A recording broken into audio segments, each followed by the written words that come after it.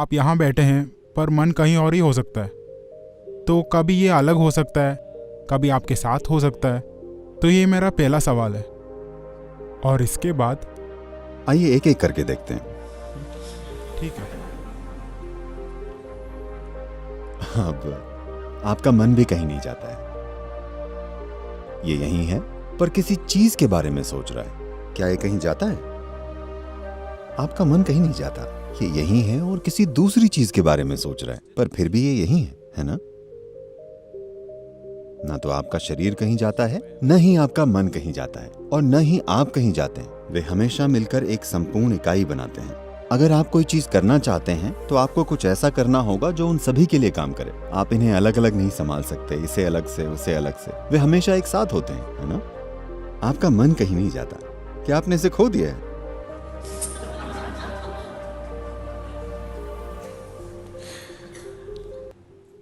बात बस इतनी है कि आप अपने मन की कल्पनाओं से धोखा खा रहे हैं। ये यहीं बैठा है और कुछ कल्पना कर रहा है। ये कहीं नहीं जा रहा है।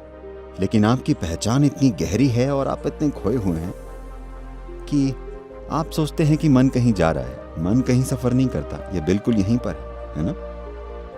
आपको ये समझने की जरूरत है।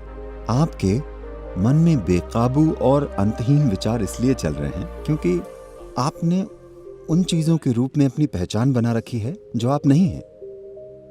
जिस पल आप खुद की पहचान किसी ऐसी चीज के रूप में बना लेते हैं जो आप नहीं हैं, तब मन बिना रुके चलने लगता है। आपने अपनी पहचान कई चीजों से जोड़ी हुई है और आप अपने मन को रोकने की कोशिश कर रहे हैं। मैं आपको बता रहा हूं, अगर आप लाखों साल तक कोशिश कर लें तो भी ऐसा नहीं होने वाला। ये नहीं हो सकता। अगर आप अपनी गलत पहचानों को मिटा देते हैं, तब आप इसी पल देखेंगे कि आपका मन एक दर्पण की तरह होगा। ये कुछ नहीं कहेगा, बस हर चीज को परावर्तित करेगा। मन को ऐसे ही होना चाहिए।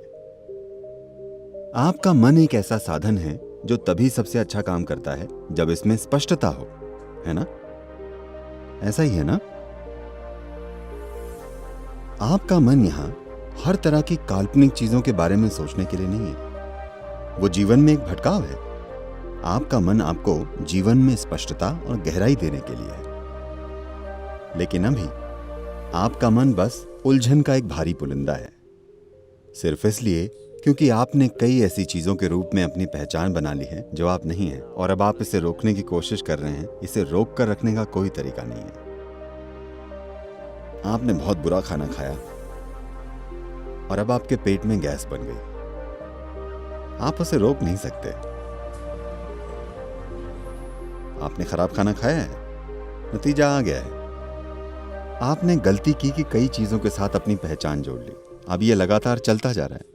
आप इसे रोक नहीं सकते। इससे कोई फर्क नहीं पड़ता कि आप क्या करते हैं। आप भगवान के बारे में सोचिए। भगवान खुद आपको कई जगहों पर ले जाएंगे।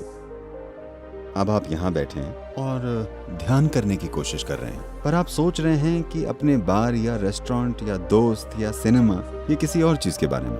अब लोगों ने आपसे कहा भगवान के बारे में सोचो, सब ठीक हो जाएगा। अगर आप राम या कृष्ण के बारे में सोचते हैं तो आप पाएंगे आप राम के साथ सिनेमा जाएंगे। मन की प्रकृति ही ऐसी है।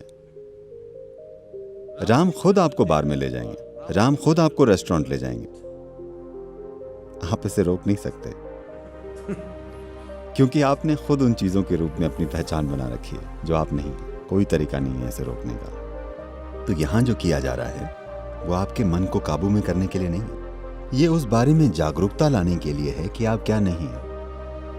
अभी सबसे पहले आपकी सबसे बुनियादी पहचान आपका शरीर है।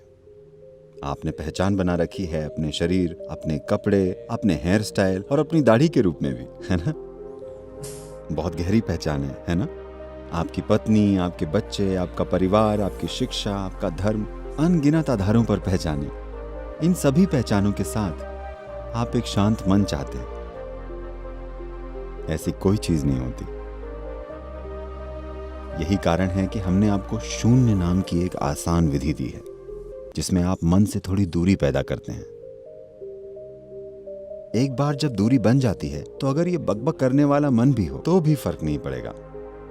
आप मन से अलग रहेंगे एक बार जब आप मन से अलग हो जाते हैं तो आप सारी पहचानों से भी अलग हो जाते हैं, Because it's the mind which manufactures identifications, isn't it? क्योंकि मन ही पहचान पैदा करता है ना? तो हर तरह की चीजें मत सोचिए, बस इस विधि को काम में लीजिए। तब चीजें होंगी, वो चीजें होंगी जिनकी आपने कल्पना भी नहीं की थी।